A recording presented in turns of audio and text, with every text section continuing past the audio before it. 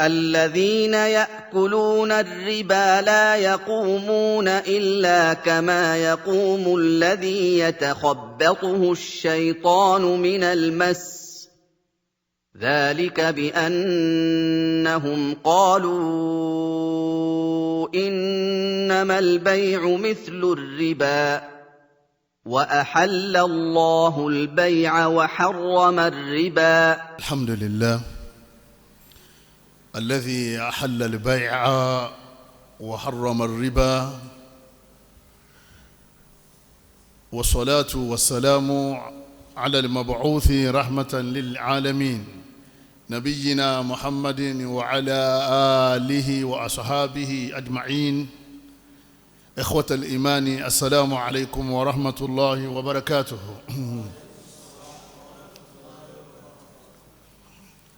adúpẹ́ fún Ọlọ́run ọba wa, ọba Allah, ọba tí ó ṣe lẹ́tọ̀ọ́ fún wa ká máa ṣòwò. Ọlọ́run ọba Allah ṣe ní ẹ̀tọ́ fún wa ká máa rà, ká máa tà, ká máa darapọ̀ láti máa ṣe business tí ó jẹ́ kí ìṣẹ̀mí wa kó lè rọrùn látara owó tí a bá ń rí ń bẹ̀. Ọba yìí náà ló tún wá ṣe ìmọ̀gbowó èlé, ó ṣe é ní èèwọ̀. Gbogbo tó bá ní ṣe pẹ̀lú owó èlé, Ọlọ́run ní èèwọ̀ ni. Ọlọ́run sọ nínú Kùránì pé nínú nǹkan téèyàn gbọ́dọ̀ máa dánwò nínú ayé ni. Ọlọ́run ṣe ní èèwọ̀ lórí ilẹ̀ nítorí ìparun tó wà ń bẹ. Ọlọ́run ọba aláàtọ́ wá sí owó lẹ̀ fún wa láti máa ṣe, tó sì ṣàdéhùn wípé bàbá ti ń gbìyànjú tá ń lọ tá ń bọ̀ látara wíwá jíjẹ múmu, òun máa kún wa lọ́wọ́ látara pa tẹ̀láṣẹ Ọlọ́run. Ọlọ́run ọba náà lọ́ba tá a dúpẹ́ fún. Abẹ nínú àánú rẹ̀, gbogbo ibi tẹ́ni kọ̀ọ̀kan wa tá a ti ń rí jẹ, tá a ti ń rí mu lọ́nà halal, kọ́lọ́mọjò dì mọ́ wa lọ́wọ́. Gbogbo àwa tí ọ̀nà ti fún, ọlọ́mọsà sínú afẹ́ni kọ̀ọ̀kan wa. Gbogbo àwa tí à ń rí tórótóró tó jẹ́ pé bùkátà pọ̀ ju tá à ń rí lọ, àbí Allah nínú àánú rẹ̀ ọlọ́mọsà sínú afẹ́ni kọ̀ọ̀kan wa jù báyìí lọ. Gbogbo àtọ́lọ́n ti dájà lẹ̀ fún, tí Ọlọ́run ọba Allah ní ká máa rí jíjẹ múmu, ká máa rí mú bẹ̀ lọ́nà rọrùn, ọjà náà ọlọ́mọ tù mọ́ wa lérí. La hawla wala quwwata illa billah. Ìkẹ́ Ọlọ́run, ọlá Ọlọ́run, àánú Ọlọ́run kó bá òjíṣẹ́ Ọlọ́run Ànábì wa Muhammad, kó bá gbogbo àwọn aráalé àtàwọn sàábé àti gbogbo àwọn ẹni rẹ̀. Eléyìí tí a máa fi bá ní sọ̀rọ̀ ní àárọ̀ yìí, òun náà ni al-mudarabatu fil islami wa khuturatu riba. Káwa méjì kí kájọ máa ṣòwò, kẹ́nìkan ó gbé owó kalẹ̀,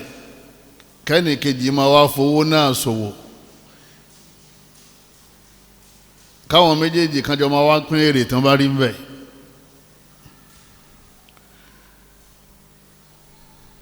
Ewu tó wà nínú ìmọ̀ lọ́lẹ̀ yáwó èlé àbí ìmọ̀ gbà èlé lọ́wọ́ àwọn èèyàn tá a yá lówó. Al-mudarabatu al-islam, gbogbo àwọn adájẹ́ mùsùlùmí ká máa kára wa kó rí rẹ̀. Ìdí wọ́n pè ní islam dínun shamilun, dínun mutakamilun shamilun li shu'un al-hayati kulliha. Wọ́n ní ara dáadáa islam òun náà ni pé ẹ̀sìn tí ó dá sí gbogbo abala ìṣẹ̀mí wa ni. Ẹ̀sìn tí ó ní ń kọ́ wa bá ṣe ní ìgbàgbọ́ sí Ọlọ́run ọba tó dá wa, tó wà lókè, òun náà ní ìpìlẹ̀, tá a sì máa tẹ̀ láṣẹ rẹ̀, tá a sì gbà pé ìhìn tó bá pè ní dáadáa fún wa òun náà ní dáadáa. Tọ́lọ́run bá ní kò sí dáadáa ńbẹ̀, a gbọ́dọ̀ débẹ̀. Ẹ̀sìn náà ló kọ́ wa bá ṣe máa sin Ọlọ́run, bá ṣe máa kírun, bá ṣe máa gbààwẹ̀, àlọ́ Mákà. Gbogbo àwọn tí wọ́n ń pè lẹ́sìn pọ̀. Ara ẹ̀sìn òun náà ní ká gbé ètò ìṣẹ̀mí wa lé Ọlọ́run lọ́wọ́, kó jẹ́ pé Ọlọ́run ọba Allah ni ó máa bá wa darí ẹ̀. ká máa fi Kùránì ká máa fi tó ètò ìṣẹ̀mí wa wọ́n fẹ́ fẹ́yàwó ta ni Kùránì ní kó fẹ́ báwo ló ṣe tọ́mọ báwo ló ṣe sáwọn òbí ẹ àwọn ẹbí ẹ àwọn neighbor ẹ àwọn mùsùlùmí àwọn tí kò kí ṣe mùsùlùmí ó fẹ́ tajà ó fẹ́ rajà gbogbo ẹ̀ pátápátá ó ti wà nínú ẹ̀sìn Islam ó kún kẹ́kẹ́ Islam kún kẹ́kẹ́ pẹ̀lú gbogbo níta ní bùkátà sí nínú sẹ̀mí tá a fi sẹ̀mí ní ayé táwa yìí. ọ̀rọ̀ Islam kò kí ṣe ọ̀rọ̀ nu mọ́sálásí nìkan ipe àti kó mọ́sálásí business lélẹ́yìí kẹ́nìkan kan mọ́ ṣe kínní ẹ má fi ẹnu ẹ̀sìn bọ́ wàhálà ńlá ní jama àfi tó wá dé bọ́lá ọba ọlọ́wọ́ sọ̀rọ̀ business nínú alukurani lóko àbá nàbí ó ṣàlàyé business nínú hadisi àmọ́ tá a mọ̀ pé ń bẹ́ ń bẹ́ ìlànà tá a mọ̀ lò náà nìyẹn òun náà ti tó mọ̀ pé àgbà fọlọ́n àgbọ̀lọ́n gbọ́ kété pé àwa mú apá kan sìn apá kan tì àmọ́ wàhálà ń jẹ́ mùsùlùmí tó bá dọ̀rọ̀ wá kírun wá pọ̀ mọ́ṣáláṣí tó bá dọ̀rọ̀ business á ní ká mọ̀ ká Kùránì fún wa ibùyẹ tó yìnbó bá gbé kalẹ̀ làwa bẹ́ tẹ̀lé problem ńlá ni. Al-Mudarabah ìdí wọn pè ní Al-Mudarabah ẹ̀yin mùsùlùmí òdodo ìran kan nínú ọ̀nà tá a gbà rówó tá a gbà sówò ni iya an yadfa'a shakhsun malahu ila akhar òun náà ni kí ẹnìkan gbé owó kalẹ̀ fún ẹnìkejì yattajiru lahu fi ẹnìkejì yẹn ni wọ́n máa fowó yẹn sòwò ẹni tó lówó òun ò ní bá ṣe wàhálà òun ti ṣe wàhálà síwájú lérí owó tó ń náà rí. على أن ما حصل من الربح يكون بينهما ẹ wá rí èrè tí wọ́n rí ń bẹ̀ àwọn méjèèjì ni wọ́n jọ pín asba ma yattafiqani alayhi gẹ́gẹ́ bí wọ́n bá jọ fẹnu kò sí lérí tó bá fẹnu kò sí wọ́n jọ máa pín èrè ni ẹni tó lówó yóò gba èrè ẹni tí wọ́n gbowó fún tó ń fowó ṣòwò òun náà gba èrè wọ́n jọ jèrè ni wọ́n nítorí pé fayakun sahibul mali musharikan bi mali ẹni tí ó ní owó òun contribute sínú business yẹn pẹ̀lú owó ẹ̀ wal mudaribu bi amalihi ẹni kejì òun contribute iṣẹ́ wàhálà kálọ kábọ̀ kára káta kátravel tí èrè bá wá kalẹ̀ tán sahibul mali ẹni tó lówó yóò bù mbẹ́ al-mudaribu ẹni tí ń fowó ṣòwò tó wọn lówó tálíkà lòun òun ló bù nínú èrè yóò fi tún ayé ṣe ọ̀nà kan nínú àwọn ọ̀nà tá a máa gbà ṣòwò ni wọ́n wá jọ pín èrè yìí lérí ìtí wọ́n bá jọ fẹnu kò lé lérí ìtí wọ́n bá jọ fẹnu kò lé lérí ìpè 60-40 àbí 30-70 àbí 50-50 eléyìí ni wọ́n pè ní Al-Mudarabah àwọn sàábé ń ṣe láàrin ara wọn rẹpẹtẹ àwọn kan jókòó sínú ilé wọ́n mọ̀ retí èrè wọ́n ti ti owó síta àwọn atálíkà táwọn olówó àwọn gbọ́ owó pẹ̀lú àmánà àwọn bọ́ sọ́jà wọ́n máa rà láti Sham lọ sí Yaman láti Madina lọ Maka tí profit bá wá délẹ̀ wọ́n wá jọ share rẹ̀ lérí tí wọ́n bá jọ fi ẹnu kò sí ní tí wọ́n pè ní Al-Mudarabah nìyẹn o lè bá mùsùlùmí ṣe o lè bá kèfèrí ṣe tí ó bá ti ní jàmbá rẹ̀ mùsùlùmí náà tí ó bá ní jàmbá rẹ̀ ni o ẹlòmí ẹ̀rọ apẹ̀rẹ̀ ẹ̀sìn 419 lẹ́yìn apẹ̀rẹ̀ ẹ̀sìn tẹ̀rí nínú lọ́wọ́n 419 ọlọ́wọ́n bá aláàkọ́mọ́jì dúkìá ọlọ́mọ́jì kọ́ ha o Al-Mudarabatu ẹ̀yin bàbá wa ẹ̀yin yá wa ẹ̀yin mùsùlùmí nínú ẹ̀sìn wa Al-Mudarabah yìí ẹ̀jẹ̀ amójútó ihda turuki kasbil halal ọ̀nà kan ní tẹ́yìn máa fi ń rówó halal ẹni tó ti owó síta èrè tó bá rí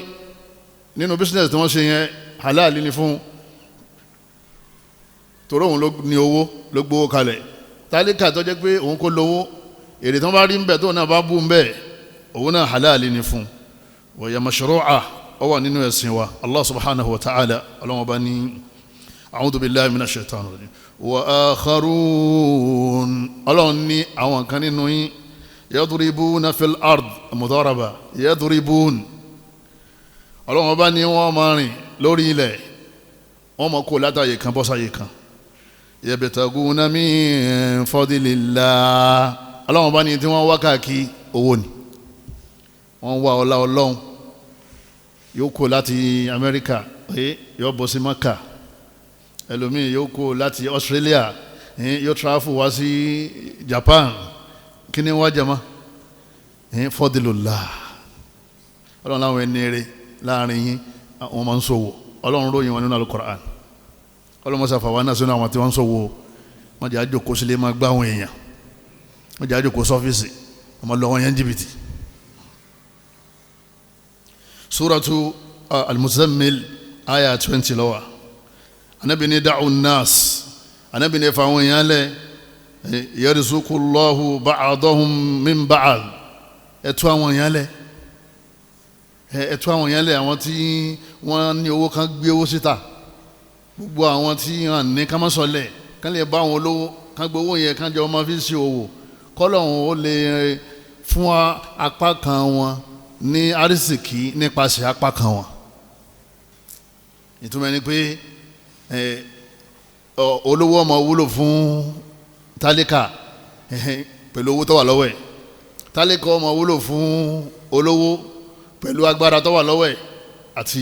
ìgbìyànjú. walil mudarabati shurut akówó sí kọ́mpìn kan agbówó fáwọn kan wípé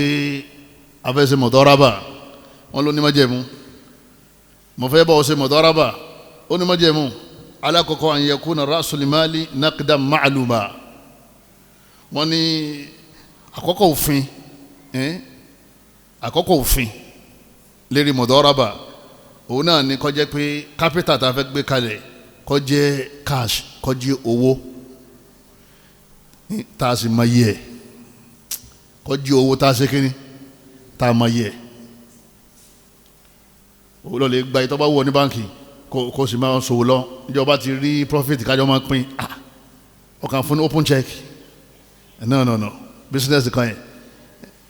ọ mọye tó gbé kalẹ̀ ẹni tọ̀hún náà mọye tí òun gbà lọ́wọ́ rẹ̀ ẹ gbọ́dọ̀ jọ mọye tí ẹ ṣe kínní ẹ fẹ́ fi ṣòwò. ẹlẹ́ẹ̀kejì antustasmara al-amwalu fima huwa mubah business tí ẹjọ́ fẹ́ ṣe yẹn ẹ̀yin méjèèjì ẹ gbọ́dọ̀ máa ra nǹkan tí ṣẹ̀ríà ò takò ẹ gbọ́dọ̀ máa fi ṣòwò tí ṣẹ̀ríà ò takò. òde òní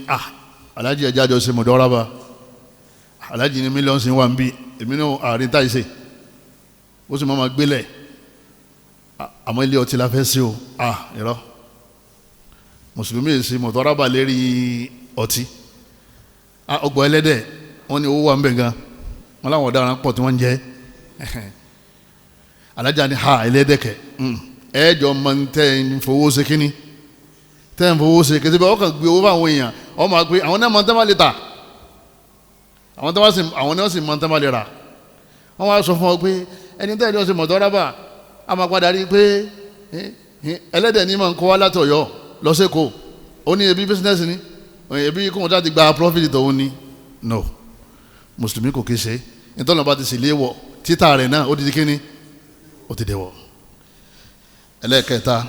tahdidu mali amili wa sa'ibil mali min ar-rub' juz'an muqassama la ala mablaghin maqtu'un thabit. májèmọ́ ẹlẹ́ẹ̀kẹta ó ní kájọ fàlà sí owó tá a máa pín profit tá a fẹ́ pín yẹ kájọ fàlà sí. èmi tí mo gbé owó kalẹ̀ yìí mọ percentage tí mo fẹ́ gbà ìwọ náà tí wọ́n náà ní agbára tí wọ́n ní àìkè tí wọ́n lówó ìwọ náà gbọ́dọ̀ mọ percentage tó fẹ́ gbà kó o lè mọ̀ bó ṣe múra sí iṣẹ́ sí kò gbọ́dọ̀ dàrú gbogbo mọ́jẹ̀mú yẹn gbọ́dọ̀ pé bóyá 40-60 ni ẹni tó lówó ń gbà mí a ní òun mọ 40 ìwọ tó ń ṣe wàhálà mú 60%. ẹlòmíín láàánú débi pé yóò ní àfa máa lè ṣòwò pẹ̀lú owó ńlá yìí 20% ni wọ́n máa fún mi 80 yẹn wọ́n máa fi tọ́jú ìyàwó àtàwọn ọmọ ẹ̀. ẹlòmíà ní ọmọ ya èmi náà fẹ́ràn owó mo sì nídìí owó ń lè bọ́ àmọ́ tó bá ti sòwò yẹn tán profit tó bá ti jáde 50-50 lájọpin. ẹlòmíì sì ya ahun débi pé a ní ọmọ ya 80% lèmi mú 20 lọ́sẹ̀ kínní lọ́wọ́ mú o sọ́tì ọlọ́run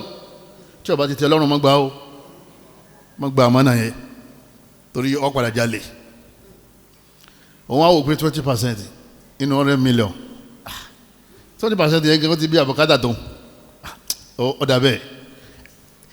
la ala mablagi maqtu' thabit kìí ṣe pé ẹni tó lówó yóò máa wá sọ fún tálíkà tó gbé owó lọ lè ṣiṣẹ́ ipe iye báyìí lọ gbọ́dọ̀ máa fún mi ní oṣooṣù àbí ní kọ́tàlì àbí yẹ́lì àbí lọ́dún bóyá o ṣe rí iye tó tó bẹ́ẹ̀ àbí o rí iye tó tó bẹ́ẹ̀ jìbìtì tí ń wọ àbí oníwọ jìbìtì ń wọ lọ́nà méjèèjì $2,000 òun náà ni owó tí mo fẹ́ gbé kalẹ̀ tẹ́ ma fi ṣòwò tó bá di ending ọdún ń gba $4,000 jàǹbá ó padà ṣẹlẹ̀ mẹ́ wọ́n lè rí profit $6,000 lérí 2,000 àbí ó wá fún ní 2,000 èló lè yẹ kó fún kápẹ́ wọ́n bá ń pín ní 50-50 èló lè yẹ kó fún 3 million naira náà bàbá tó wọ́n fa 1 million sí àpò onígbà tí òkùnkùn mọ̀ iye tó lọ́wọ́ máa béèrè náà ní lọ́wọ́ sáti fún ìjàmbá ṣẹlẹ̀ àbí bẹ́ẹ̀ sì kọ́ lápá kejì náà owó tán fi $2,000 ṣe wọ́n rí $2,500 ẹ̀ Miami arákùnrin yẹn èló lóun fẹ́ gbà 2,000 lóun fẹ́ gbà èló ni profit tí wọ́n rí $500 yóò wá lọ lè torí kọ́ mọ́ bá gba owó yẹn lọ́wọ́ ẹ̀ yóò wá yọ nínú kápítà yẹn àbí kọ́ lọ lè ya owó yóò wá 1.5 sí àbí 1,000 yóò ya $1,500 sí yóò fi kún 500 tó wà nílẹ̀ òun orí nǹkan kan jẹ́ o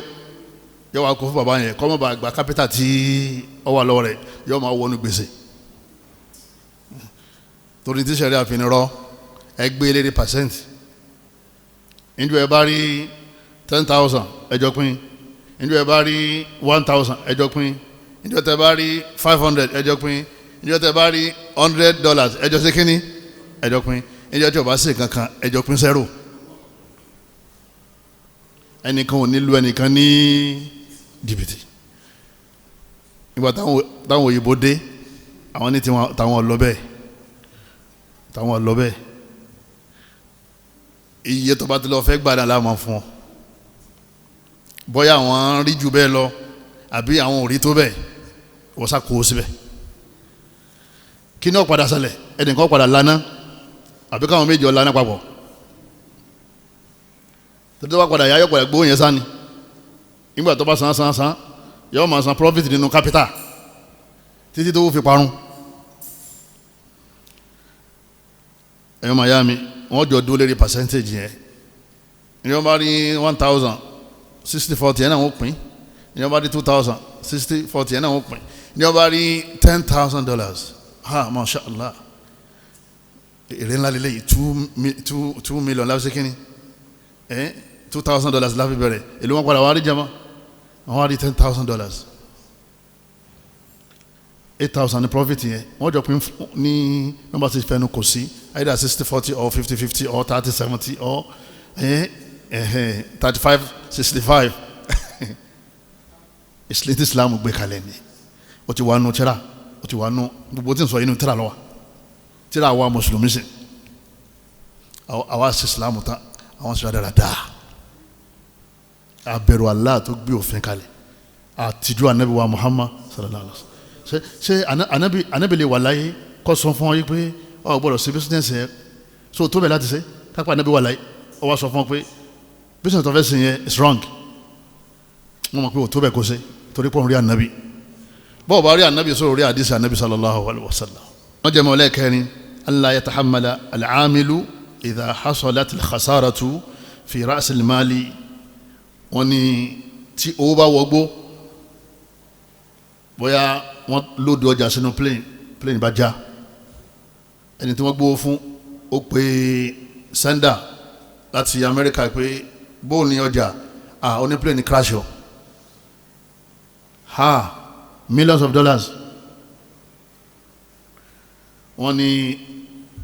ẹni tí yóò fara gbá capital yẹn òun náà lẹni tó lówó ẹni tí ń ṣe business ò ní san $1 ò ní san $1 kò ní san $1 kò ní san kankan ẹni tó lówó òun náà fara gbá àdánwò dẹ́bà owó nìyẹn. wọ́n ní trailer ṣubú gbogbo fúláwà ti já sínú omi ẹni tó gbówó kalẹ̀ alla yatahammala al-aamilu idha hasalat khasaratu fi ra's al-mal. wọ́n lẹ́ni tó lówó òun náà fèrè kó sọmọ pé o ti wà nílé náà tó ń sùn tó ń gba profit ìkankan ò sì ṣe capital rẹ tó wà nílẹ̀ wọ́n gba abẹ́ fọdún 5 ọdún 10 àdánwò wá dé àdánwò máa ń dé bá business nítorí ẹ̀ náà láyé fi sọ pé iye báyìí ní ma ṣe kíni ní ma gbà torí níjọ́ tá àdánwò bá dé ọgbà yìí tó fẹ́ gbà yẹn tó wọ́n máa lọ lè yáwó fún ọ kò dẹ̀ sí profit kankan lẹ̀. wọ́n ní ẹ wá rí ẹni tí ó ní owó wọ́n lòun wọ́n ní ó ṣòfò owó khasara sahibul malahu ó ṣòfò owó àdánwò bá wa khasara al-mudaribu juhudahu. wọ́n ní aláìní tí ń fowó ṣòwò òun náà ṣòfò gbìyànjú rẹ̀ ẹ wàhálà tó ṣe kán tó lóde ọjà kí wọ́n tó gbọ́jà kán tó di pé wọ́n kọjá dé kọjá ò tó wá wọ́ mi. wọ́n ní ìgbìyànjú yẹn náà kò ní béèrè owó yẹn lọ́wọ́ ẹni tó lówó ipe mọ́tò ti ṣubú o fúláwà ti dànù o gbogbo wàhálà tí mo ṣe láti jẹ ẹjọ́ ní tí lọ ní ń bọ̀ ní kọ́mpìn lóòótọ́ owó yín ti wọgbó àmọ́ ẹ dákun ẹ mọ́sá fún mi náà lówó wàhálà tí mo ṣe yìí pọ̀ wọ́n ní rọ́ o òun náà ṣòfò wàhálà tó ṣe. àdánwò jọ dé bá àwọn méjì àmọ́ kí ẹni tó ní owó máa fa mọ̀tọ́rìbù káàkiri ẹni tí ń bọ̀ fowó ṣòwò láti bí ọdún 9 tẹ́ ń gbádùn kọ́ wa máa ń lé kọ́ fẹ́ mú lọ police station ipe owó rẹ̀ ń bẹ lọ́wọ́ ẹ̀ irọ́ ẹjọ́ ṣòwò ni tádàwò bá sì fẹ́ bá òwò yóò bá àwọn tí wọ́n ń ṣe òwò ẹjọ́ ṣòwò nínú ọ̀ràn owó sẹ́ni nǹkan sì bá owó rẹ̀ lójú ọ̀nà kí n tiẹ̀. amma idha farrata al-aamilu fi bil-ihmal wọ́n ní àmọ́ tọ́ba jẹ́ pé arákùnrin tí wọ́n gbé lé lọ́wọ́ yẹn tọ́ba jẹ́ pé ẹni tí ń fowó ṣòwò yẹn ẹni yẹn lọ́ọ́ bá ṣe owó yẹn lófò nígbà tó gbé $5 million kalẹ̀ ó ní gbogbo òwò tá a fẹ́ máa ṣe within Nigeria local business ni wọ́n lọ Dubai o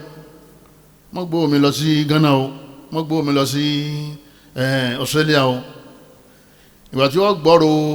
ẹni tán jọ ń ṣòwò wọ́n ló ti wà ní China wọ́n ló ní bàtà kan yá ń bẹ́ òun fẹ́ lọ lè kó bàtà wálé ọlọ́run tán ó kó bàtà sí eré omi ọyẹ bàtà òdélé bàtà wọ omi òun ni ó san owó yẹn òun ni ó ṣe kí ni jama òun ló máa san owó yẹn torí pé òfin tí wọ́n jọ ṣe ipe owó tó wà lọ́wọ́ wa yìí local business láàmà ṣe kí ni láàmà ṣe not international àbọ̀ òun ló gbé owó ọyẹ ó gbé owó tán fi ṣòwò ọyẹ ibi títí ń ṣòwò lọ́wọ́ ó gbé owó lọ sí hòtẹ́ẹ̀ aṣẹ́wó tó gbé lọ sí hòtẹ́ẹ̀ aṣẹ́wó gbowó tá gbogbo ẹ̀dẹ́ ni mo ṣẹlẹ̀ wọ́n wá padà rí i pé ń wá arábìnrin kan káàkiri wọ́n lóun ló gbé owó òun àwa rí i pé yàn lálẹ́ ni yọ sanwó torí òun ló gbowó lọ síbi tó lè ti ṣe kíni tó lè ti gbẹ àbó gbowó síta lọ́wọ́ ń pé kò sí wàhálà mọ́tò mi tó wà ń ta yẹn àdúgbò wa kò só lè mbẹ́ wọ́n padà wá fọ́ gíláàsì wọn gbé owó ní mọ́tò òní ọ̀sán àmọ́ fi pamọ́ ó gbìyànjú ó ti síbi tẹ́nìkan kan ò ti ní rí àfọlọ́hún àfọ̀hún náà ẹnìkan wá lọ́bẹ̀ wá fọ́ ibi tí ó gbówó sí ọjà kì ọ wá gbé owó yẹn bàbá tó lówó yìí náà fara gbé o torí ó tọ́jú owó yẹn kò dé yí àdéhùn ẹ wo justice tó wà ní Islam. Islam is the only religion. ẹ̀yin bàbá wa ẹ̀yin ya wa èyí tí ń lọ nísìn lérí atẹ́gùn lérí afẹ́fẹ́ òun náà ní Cbex. Allahu Akbar. Nígbà tí mo rí àwọn èèyàn tí wọ́n ń sun ẹkún ẹlòmífẹ́ lè sun ẹ̀jẹ̀ mo wá rí àrídájú wípé gbogbo gbàtà àbá ti padà sọ́dọ̀ Ọlọ́run ọba dẹ́dà a máa ní problem. wọ́n ní Cbex sharikatun ribawiyatun akhadhat amwal an-nas al-ghafilin al-murabin company ó dé sọ́dọ̀ wa Nàìjíríà ń bí ọdẹ ní orúkọ tó wọ́n máa jẹ́ ó ní Cbex lọ́wọ́ máa jẹ́ ẹ̀rí pa àwọn orúkọ yẹn máa ń fáyìn wọ́n máa ń dùn látara jìbìtì tí wọ́n fẹ́ lò lábẹ́ mmm là ń gbọ́ tẹ́lẹ̀ kálukú ń kówó síbẹ̀ nígbà padà ya àwọn tó wọ́n padà gbówó lọ àwọn ara wọn náà ló tún dá Cbex náà lẹ̀ àwọn kan bẹ nínú ayé tó jẹ́ pé àwọn stọ́dì ayé wọ́n stọ́dì àwọn èèyàn ipe ọ̀nà wo làwọn gbà táwọn ò fi sọ àwọn èèyàn dolórí burúkú nú ayé ọ̀nà wo làwọn gbà táwọn yóò fi ṣiṣẹ́ tí wọ́n ní jẹ́ táwọn yóò ṣe wàhálà tí wọ́n ní náwó yẹn àwọn padà wá rí i pé ọ̀pọ̀lọpọ̀ àwọn tó kó sí Cbex lọ́wọ́ àwọn tí wọ́n ń lọ lè gba owó èlé ẹlòmíì láti opay bọ́ sí Cbex ọ̀yáwó èlé ní opay ọlọ́lẹ̀ sanwó fún Cbex ó gbowó lọ́wọ́ rìbá ó lè ta fún rìbá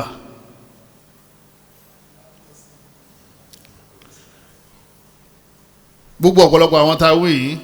kò sí kankan tí ọjẹ́ kàgbà kọ̀ bá wọn tó di pé wọ́n fẹ́ gba èlé lọ́wọ́ Cbex èyí tí wọ́n fi gba Cbex yẹn Cbex lọ́wọ́ sí kínní lọ́wọ́ gbà wọ́n sọ fún ọ pé ó mú $1,000 kalẹ̀ ó máa rí $2,000 monthly ìmọ̀ náà ti ṣe irú business yẹn wọ́n lọ ọ san $4,000 every month àwọn máa fún ọ ní $8,000 ìmọ̀ wọ́n ti ṣe irú business yẹn kódà wọn tún lo currency tiwa hard currency ni wọ́n lò kí wọ́n lè bá nígbàgbọ́ nínú wọn pé àwọn òyìnbó wọ́n máa tán ṣe ọ̀tí mùsùlùmí bá ti gbẹ́sìn rẹ̀ yé tó bá ti kọ́kọ́ gbọ́ pé torí àwọn tọ̀hún náà ní tí wọ́n sọ ni pé àwọn ọmọ owó yẹn ṣòwò wọ́n sọ pé tẹ́ bá ti gbé owó yìí wá fún àwọn kan tá bá ti fún àwọn kan nífẹ̀yìn sọ bẹ́ẹ̀ owó náà ni wọ́n pa àwọn ọ̀sẹ̀ owó ọ̀sán ni grow from 2,000 to 4,000 owó ni multiply ara rẹ̀ definitely business wọ́n máa ṣe kíní ni wọ́n máa ṣe wọ́n ṣe seminars fáwọn èèyàn tí wọ́n ń pa irọ́ oríṣiríṣi pẹ̀lú kóòtù láàrin àwọn dáwí yìí náà ẹ̀rí mùsùlùmí mẹ́ dáadáa tí wọ́n sì jọ mọ̀ pé táwọn ń bá bọ̀ yìí àwọn fẹ́ ṣe àgbákò fáwọn èèyàn wọ́n máa send messages sí wọn wọ́n máa email wọn Cbex àdáwò tọ́wọ́ wà ń bẹ̀ táwọn èèyàn fi kó sí wọn lọ́wọ́ ni pé wọ́n máa fún àwọn èèyàn ní owó yẹn lóòótọ́ àìmọye àwọn èèyàn tí wọ́n kó $2,000 síbẹ̀ tí wọ́n rí $4,000 lóṣù monthly really wọ́n ń rí lóòótọ́ wọ́n fa àwọn èèyàn polówó fáwọn ẹlòmíì tí ó ṣe kíní tọ́ba ṣe kíní tọ́ba padà wọlé gbogbo ẹ̀ pátápátá agbárí ni.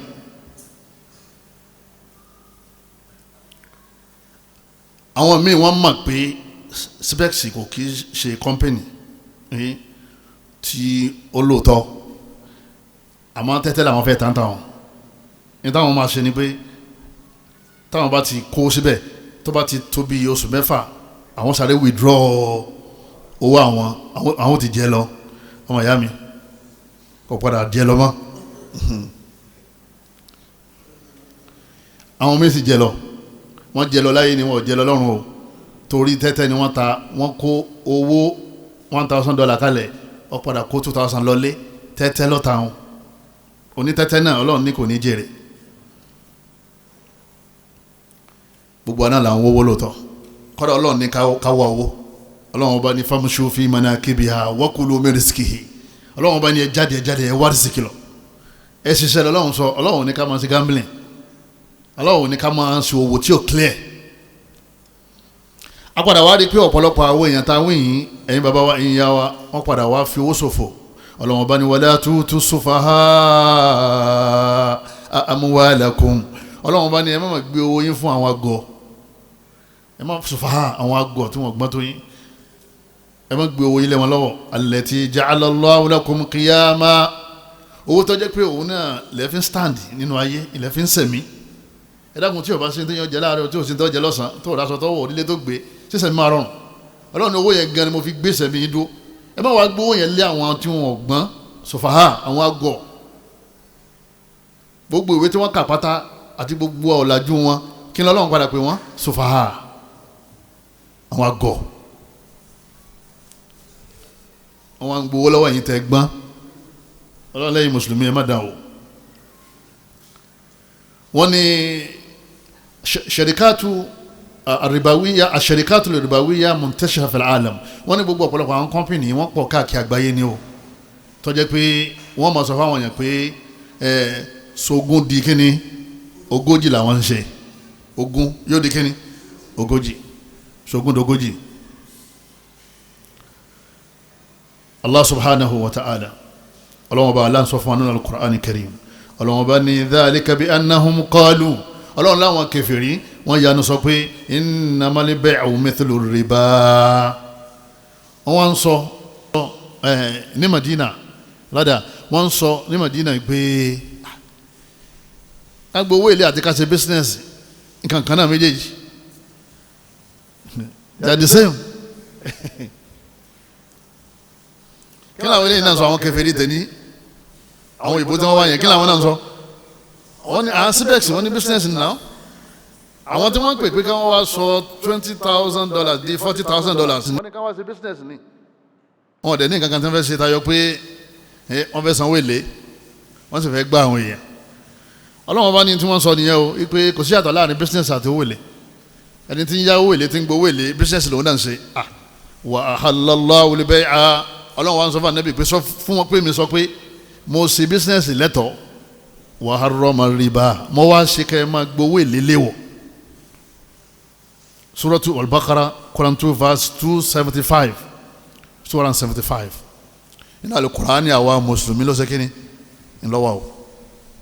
ìtumọ̀ ni pé red line ni mùsùlùmí ò gbọ́dọ̀ débi sógúndogójì láyé ẹ̀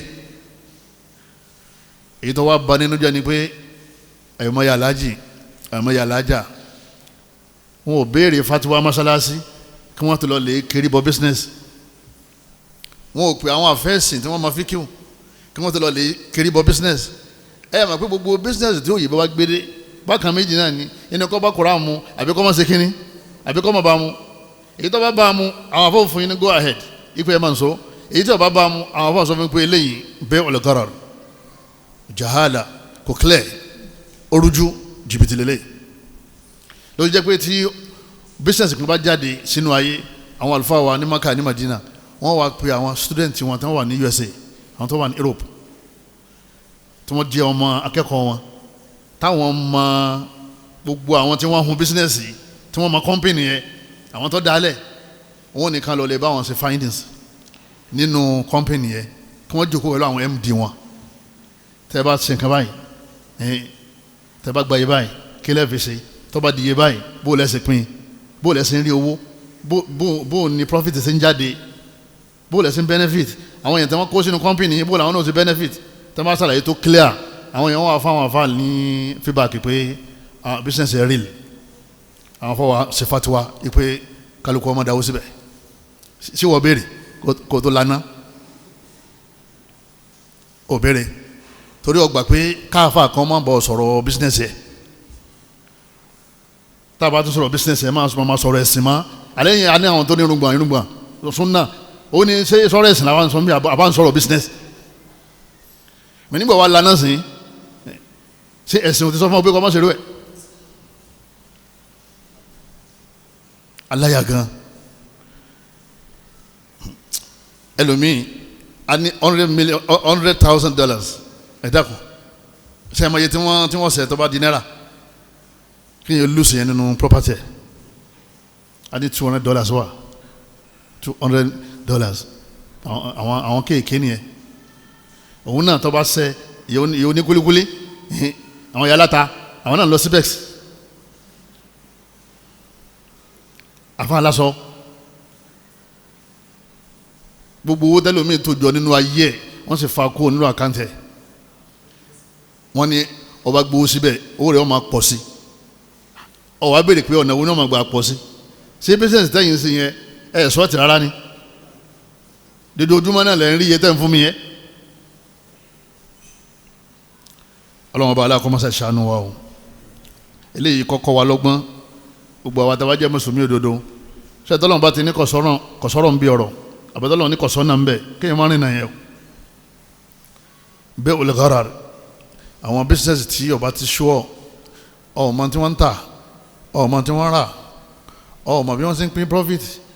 àlàyé rẹ̀ ò yí ọ wọn kò ó síbẹ̀ má sọ owó tí ò clear má ṣe owó tí ò clear Islam ò fẹ́ ìtànjẹ Islam ò fẹ́ ìyànjẹ kéèyàn ní gbogbo ẹja tó wà ní odò ọ̀kan yẹn mọ̀tà fún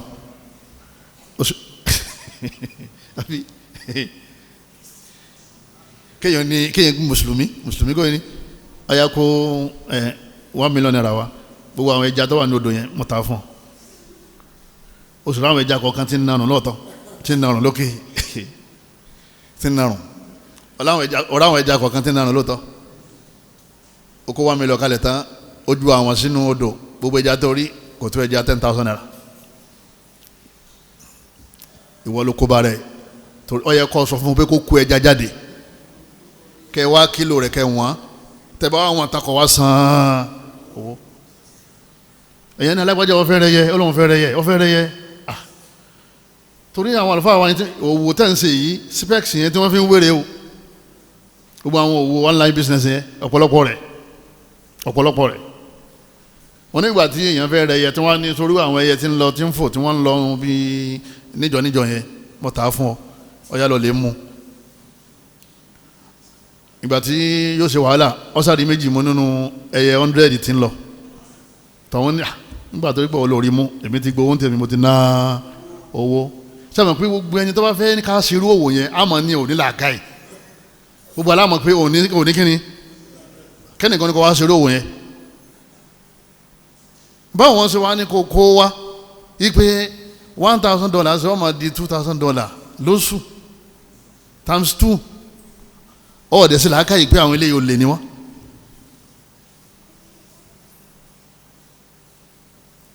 al-khasaratu fi dunya wọ́n ní gbogbo ẹni tí bá ti gbowó èlé owó èlé lọ́ngbà yẹn owó tí ò ní percentage lọ́wọ́ ti gbowó fẹ́ nìkan tó ń gba certain amount lọ́wọ́ ẹ̀ every month owó èlé lọ́ngbà ẹ gbélé di percentage ni nígbà míì oye ẹ rí púpọ̀ nígbà míì ẹ ní rí tó nǹkan nígbà míì ẹ ní rí rárá this is business nature of business nìyẹn gbogbo àtàǹtí business pátápátá ṣé gbogbo àní business máa yá tó jẹ́ pé business gan kó tó di pé yọ nàró ó fọ́ọ̀lù ó tún rise ó tún fọ́ọ̀lù ó tún rise kó tó di pé ó wà pick bó ṣe pick yìí náà tó lọ náà àdéhùn ọmọ ọba olójú ọ̀nà lẹ́kọ̀ọ̀kan gbogbo business lórí bẹ́ẹ̀ wọ́n á ní wọn kó mú $2,000 wá ó gba $4,000 nígbẹ̀yìn oṣù ó ti mọ̀ pé owó rẹ̀ ń lọ nìyẹn wọ́n wá ń fáwọn kan lóòótọ́ tó rí àláti báyìí pé ọ̀rẹ́ Cbex rí lé o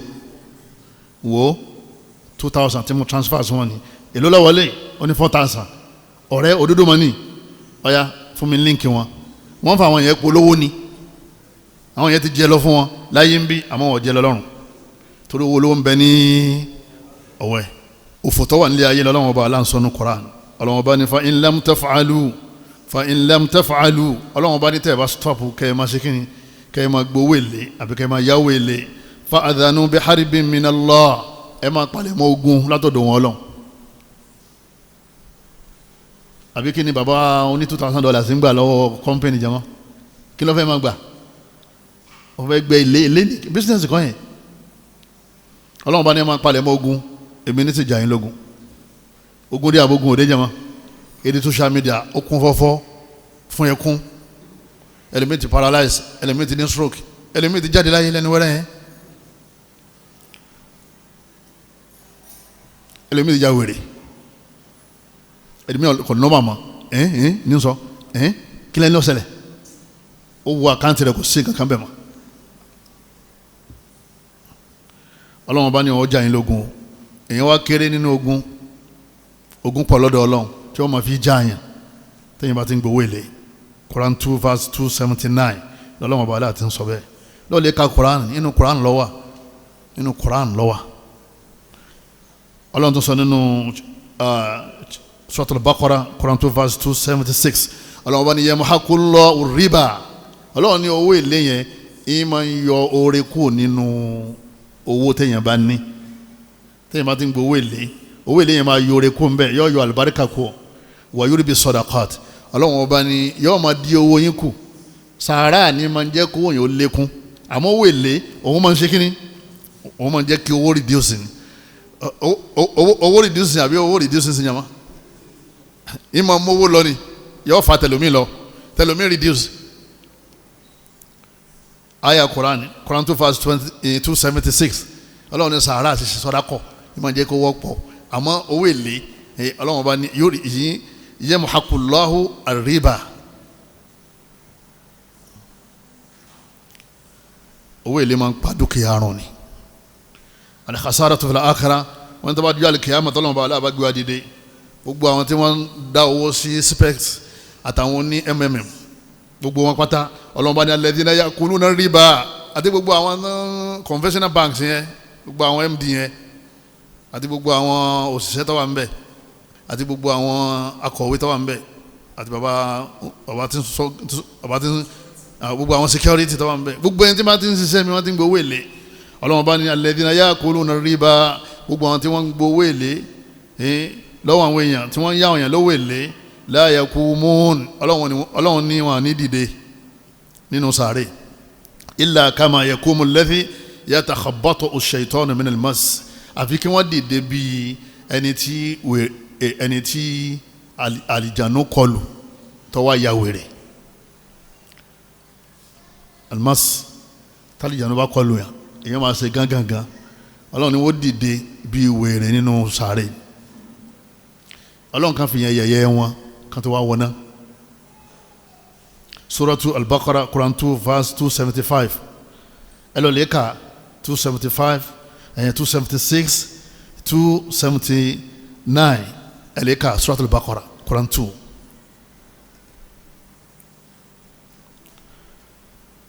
tuba liman taba ba'da hadha ọlọ́run bá aláwọ̀ fi àánú rẹ̀ ó fi bá wa sọ̀rọ̀ gbogbo àtàdánwò kan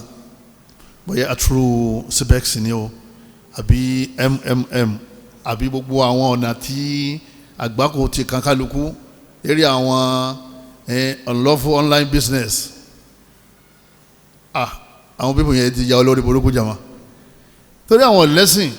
àwọn kan jòkólẹ̀ wọ́n kan ronú wọ́n kan gbélé lọ́wọ́ kẹ́ máa ṣe lórí dé pé tó bá kàwé dáadáa tán tó bá lè kéwú kò sí bó ṣe ní dáràn tó dé pé gbogbo nǹkan ńlọmọ gbogbo nǹkan tí ń lọ ń dá sí gbìyànjú dákun máa béèrè lọ́wọ́ àwọn afa máa fọ̀rọ̀ rẹ lọ Quran máa fi ọ̀rọ̀ rẹ lọ àdìsí kó tó máa gbígbésẹ̀ ọlọ́run ọba Allah subhanahu wa ta'ala wọ́n ní faman ja'ahu maw'izatun min rabbi gbogbo ẹni tí wàásù bá wá bá lérí ọ̀rọ̀ rì báyìí fantaha tọ́wá túbá ipe wọn ò ní gbowó èlé mọ́ òun ò ní yáwó èlé mọ́ falahu ma salaf ọlọ́run bá ní èyí tó ti gbà síwájú yẹn ọlọ́run láti foríjì owó tó ti gbà lọ́wọ́ àwọn èèyàn ọlọ́run láti foríjì wa amruhu ila Allah ọlọ́run bá tu ọ̀rọ̀ rẹ̀ ọlọ́run bá Allah yóò darí ọ̀rọ̀ rẹ̀ yóò gbé ọ̀rọ̀ rẹ̀ síbi tí ó da ọlọ́run ó gbé ìgbésí ayé rẹ̀ yóò gbé síbi tí ó da ọlọ́run bá Allah yóò ràn lọ́wọ́ yóò kún lọ́wọ́ yóò dúró tì í gbogbo ẹni tó bá ṣe kíní ẹni bá lóun ò ní débi owó èlé mọ́ ìpè àwọn ti kọ́gbọ́n látara Cbex yìí òun tó ṣe kíní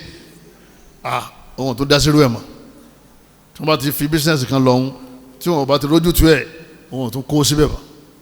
ó wá túbá lọ sọ́dọ̀ Ọlọ́run bá ní èyí tó ti ṣe síwájú Ọlọ́run bá ní àforíjì lẹ́yìn náà wa amruhu ila Allah a wà bá tu ọ̀rọ̀ rẹ̀ lọ́dà tó gbàdá Ọlọ́run la kún lọ́wọ́ a ràn lọ́wọ́ gbogbo yẹn tẹ́ ti lana ṣe gbọ́ tọ́lọ́run sọ báyìí mọ́tò dán wò mọ́ tó bá ti túbá láàrin wa Ọlọ́run wá sínú bísínẹ́sì aláàlẹ́ fún ọ Ọlọ́run bá alágbé Ọlọ́run gbé ọ̀rọ̀ rẹ gbọ́bi tí ó da Ọlọ́run wá ń parí àyà yẹn ó ní wọ́n mọ́ ní àádẹ́ Ọlọ́run ní gbogbo ẹni tó bá tó padà síbẹ̀ torí mi ò tún jáde láìpẹ́ o orúkọ mi ni wọ́n tó ṣe kíní ni wọ́n tó sọ online business náà wọ́n pè ó ń sẹ́ndì owó ńláńlá sínú atẹ́gùn owó rẹ nífa torí pé tó bá ti wọnú àkáǹtì yẹn kò tún jáde mọ́ àbí tọ́lọ̀ bá fẹ́ Ọlọ́run ní gbogbo ẹni tó bá tún padà sí di Cbex Allah Cbex ẹni bá padà sí di Cbex ẹni bá tún padà síbẹ̀ Ọlọ́run ọba ní faulaika ashabun nar Ọlọ́run ọba ní bẹ́yẹn bá kú nínú owó èlé owó rìbá tá a wá sànú ẹ̀ tá a la fèrèjì tó tún wá padà síbẹ̀ Ọlọ́run ọba ní faulaika ashabun nar hum fiha khalidun Ọlọ́run ọba ní àwọn ọmọ náà ní ọ̀jẹ́ Ọlọ́run ni wọ́n sì pẹ́ńbẹ́ Ọlọ́run lẹ́nìkan ò ní padà sí di owó èlé àfikọ́jọ́ máa ná yóò sì pẹ́ńbẹ́ lẹ́yìn ìgbà tí mo ti sọ fún pé èyí tó ṣe síwájú mo ti fèrèjì hàn abẹ́lẹ́ nínú àánú rẹ̀ ní kọ̀ọ̀kan wa kọ́lọ́mọdé á padà síbẹ̀ mọ́ o kọ́lọ́mọba Allah kọ́wọ́ láàánú ẹ̀ gbogbo àwọn tádàwọ̀ náà kàn àti mùsùlùmí àtẹ̀ntẹ̀sẹ̀ mùsùlùmí kọ́lọ́mọsà bá fèrèjì wọn kọ́lọ́mọba àdá padà tó dáa fún wọn kọ́lọ́mọ jẹun túbá kọ́lọ́mọ wa jẹ́ kí kakọ́gbọ́n àwa tí ó kàn kọ́lọ́mọ jẹ́ akọ́gbọ́n nítorí pé ẹlòmíì náà fẹ́ fi síbẹ̀ owó tí ò yọ ni kò rí ni tó bá rí òun náà lana òun náà kó síbẹ̀ látara ojú kòkòrò ẹja ṣiṣẹ́ fún ogun wa ká sì máa ṣàdúrà kọ́lọ́mọ wọlé àánú ẹ̀ kọ́lọ́mọ jẹ́ àdánwò bẹ́ẹ̀ àgbákò bẹ́ẹ̀ kọ́lọ́mọ jẹ́ ọbẹ̀ ní kọ̀ọ̀kan wa o àwọn méjì ni àdánwò yẹn bá àwọn tí wọ́n sọkún síta àtàwọn tí wọ́n sọkún sínú àwọn tí wọ́n sọkún sínú yìí wá pọ̀ ju àwọn tí wọ́n sọkún síta lọ kọ́dà ẹlòmíì yọkàn kására náà ni tó náà mọ̀ ní ẹgbọ́rò wàhálà Cbex yìí ó sì kàn ó náà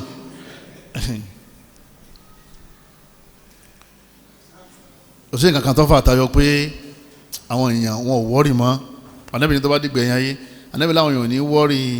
ibo ló wọ́n ti rówó bó lówó yẹn ti jẹ́ sọ́dà àbí ọ̀dà sọ́nà tí ó gbà wá dà àbí ọ̀dà ìjọ kankan ni pé sọ́wọ́n sàrò àpẹẹrẹ pé ilé ayé ò ní pẹ́ tí ó fi parẹ́ ni gbogbo ẹni tó bá ti wọ́n sáré ọmọ ṣubú eré làwọn kan sáǹsì tí wọ́n lọ lè lánàá àdánwò ńlá ni Ọlọ́run mọ́jà arúgbó ẹ̀mọ́ lórílẹ̀‐èdè wa o Cbex Ọlọ́run kọba kárò ẹ̀ kó lẹ̀ gbogbo àwọn kọ́mpìnì tó tún jọrú ẹ̀ náà táwọn náà tún wọ́n pírẹ́tì ẹlòmíín náà ṣe Cbex nínú àdúgbò ẹni tó ní kẹ́ kó wá pé ara màlúù ẹ máa invest nínú owó màlúù kí ló ń náà ń ṣe yẹn jama